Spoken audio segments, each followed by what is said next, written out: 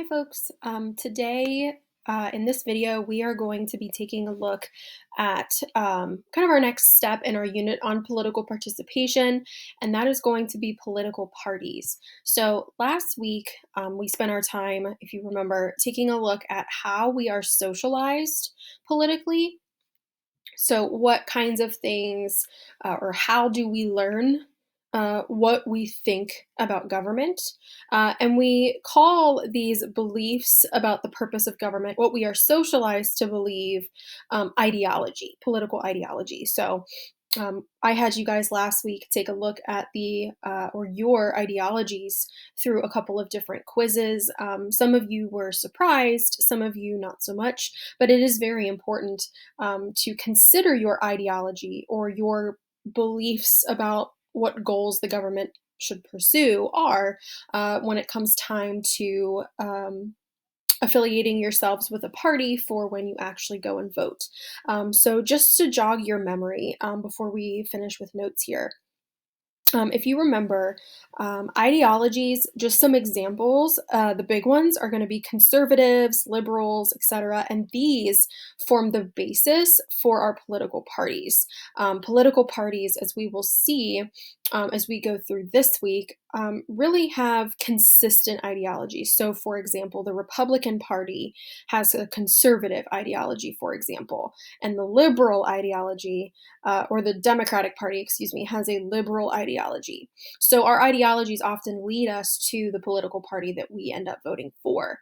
And I think this quote really exemplifies kind of our situation in politics and kind of what the purpose of political parties and ideologies are. So it says, we all want the same things in life. We want freedom. We want the chance for prosperity. We want as few people suffering as possible. We want healthy children. We want to have crime free streets. The argument is how to achieve them, right? So all of these political parties that we are going to take a look at this week have a different understanding of how the government should go about doing these particular things. Okay, and that's what we're going to kind of break down this week in our lesson. So you should have the political parties video notes out from Google Classroom, and you should be filling in the blanks and taking some notes down as we move through this slideshow. Okay, so the very first thing, obviously, is our definition of a political party. A political party is a group that seeks to elect candidates to public office. That is the basic definition, right? It is an organization, and their main goal, or one of their main goals, as we will see, is to put people in office. Because if you have someone of that political party in office, that obviously means that you're going to have a say or more power to get your policies, your platform, as we will see, your ideological beliefs put into government policy. Okay, so political parties serve three main functions, whether it's the Republican Party, the Democratic Party, or one of the third parties that we will look at. The first is the party as the electorate, and this is really related to the definition of a political party. The electorate is basically the group of voters, the people, the country that votes people into office. So, as the electorate or in the electorate, the number one function of a political party is to win elections. We will see, and before all of this, COVID-19 stuff and quarantining started happening, we're in the middle of a presidential candidacy, right? The 2020 election is, fingers crossed, still happening in November.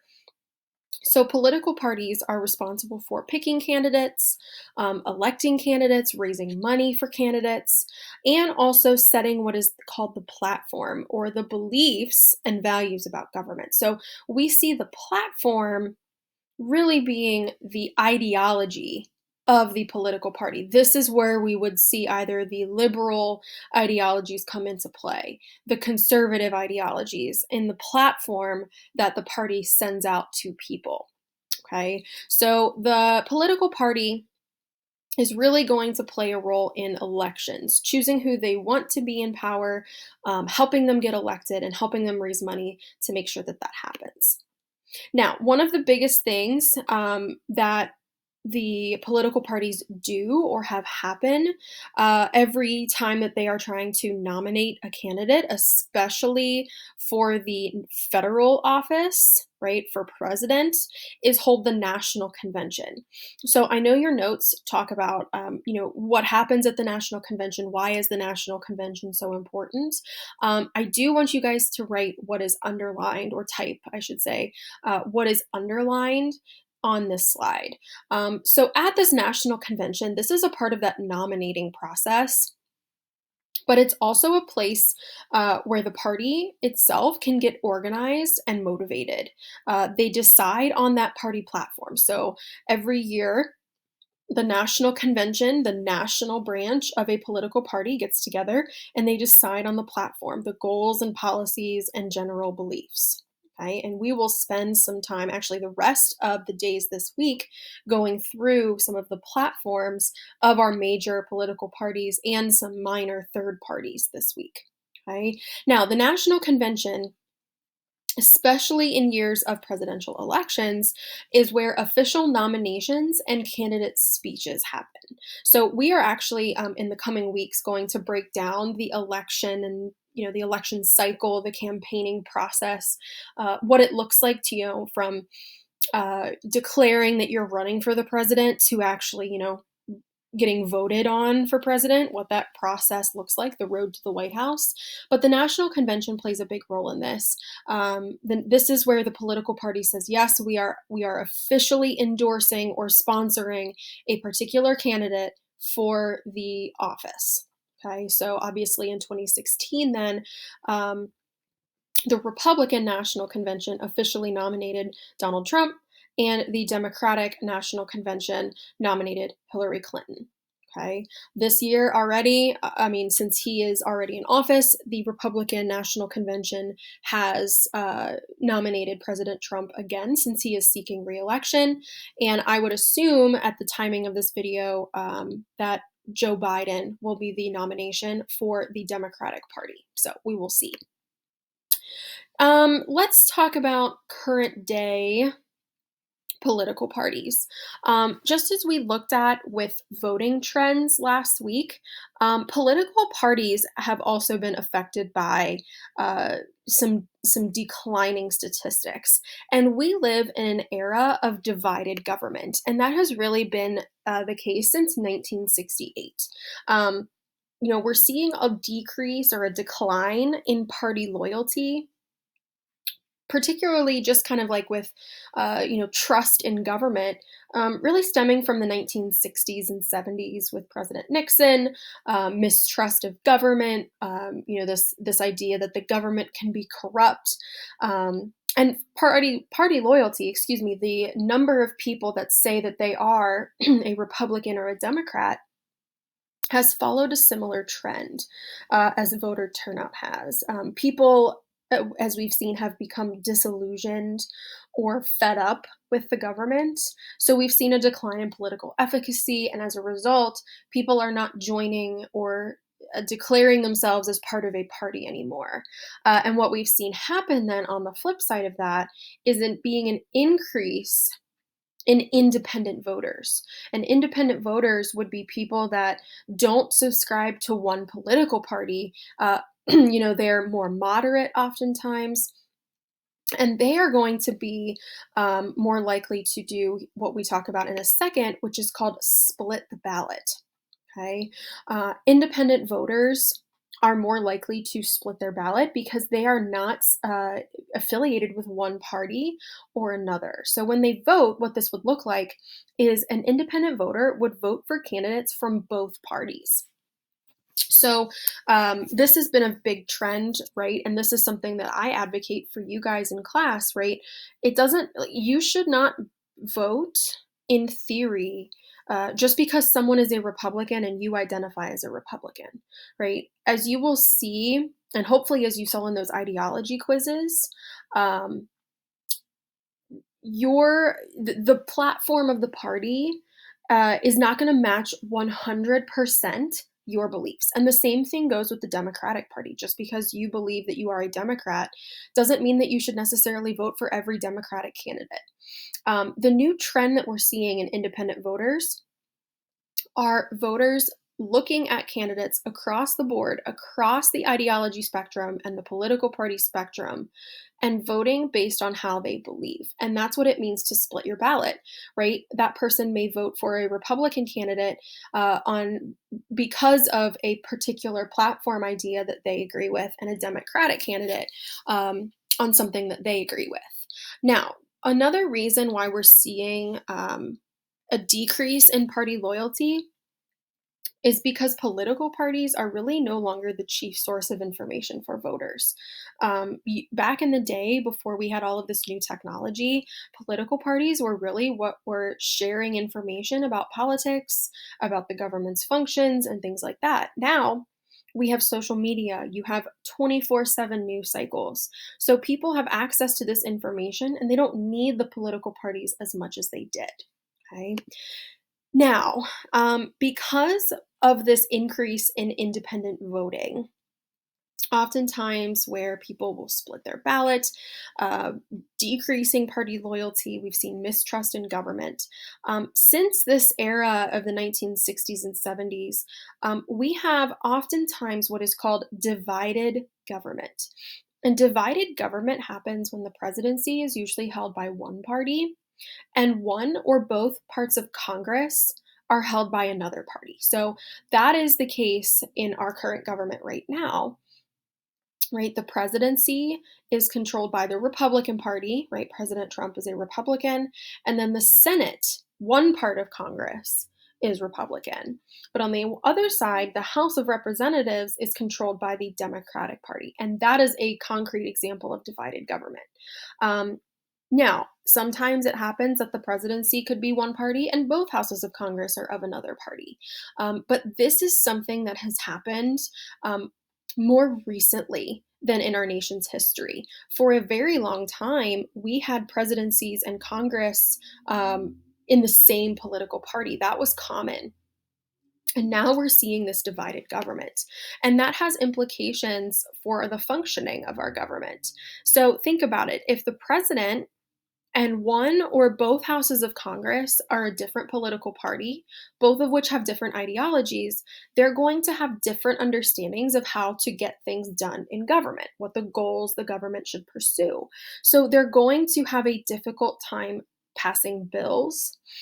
Even with the stimulus bill that we talked about with this COVID-19, there was even some hesitancy in the Senate and the House passing that because of different ideologies of how much money should be put through to the American people, what kinds of amendments should be added to the bill.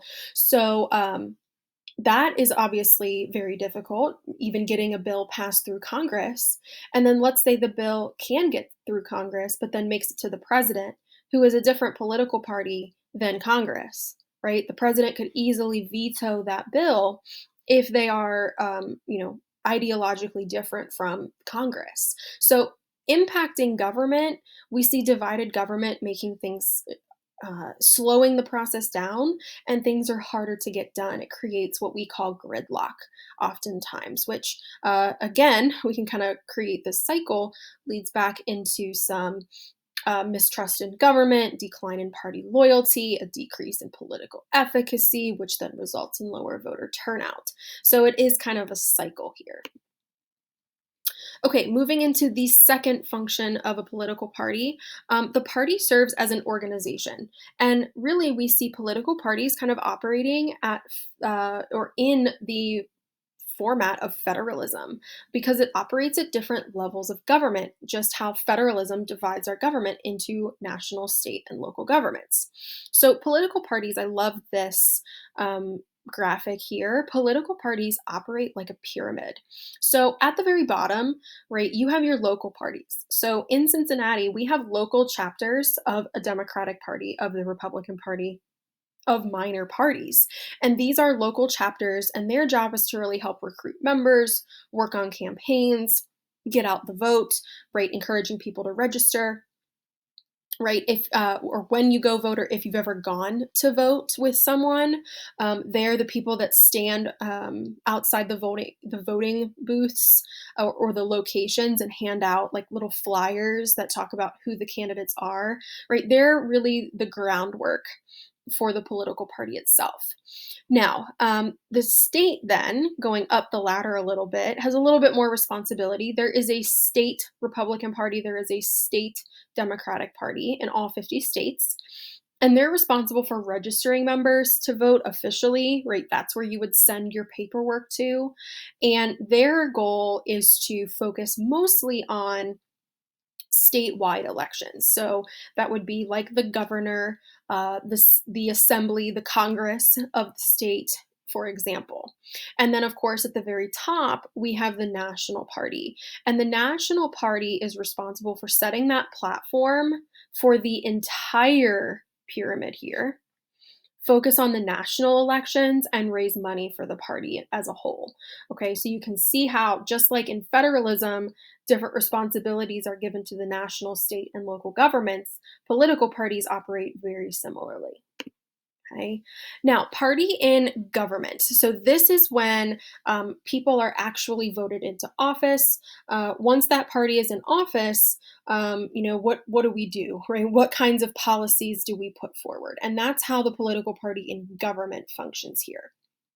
So, what we see with political parties in government, they're less dependent on the parties now to get elected today than they used to be. So it used to be that you needed to be sponsored by and supported by the political party to actually get into office. That happens less today.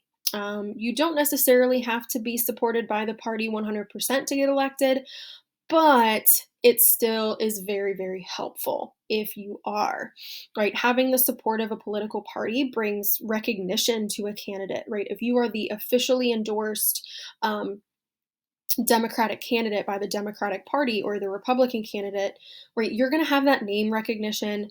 You're going to have the money, the financial support that comes with that name recognition. And all of those are very helpful when getting elected into office, right? That's why it's so important when we're looking at, in particular in this election, the Democratic Party, right? Like, will so and so, when they drop out of the race, endorse the candidate that's still running, right? It has a stigma around it to help them get into office. Okay, so let's breeze through some political party basics here. So let's get a definition down of a party platform. A party platform is the statement of policies of a national political party. So I've kind of brought this up before. This is where the ideology comes out in a political party, right? As I said, Republicans follow the conservative ideology, Democrats the liberal ideology. And there are individual beliefs, obviously, and those are called planks. So, for example, the platform might be something on, like, the broad platform for each party might be immigration, right? That is a broad statement or a category of a policy. We would say that that is a platform issue. Now, for each party, then, they would list out their views on immigration. Each of those individual views is called a plank. Okay, so the descriptive pieces of the category of policy is the plank. And as you go through the research activity for this week, you'll be able to see what I'm talking about. Okay. Now, basically, in our country today, we are in a two-party system. That simply means that we have two major political parties competing in national elections. We have never had a third party or a minor party actually win a national election. It's always been between Democrats and Republicans. I'm not going to get into the why of this. That's not necessarily something we need to talk about in this class.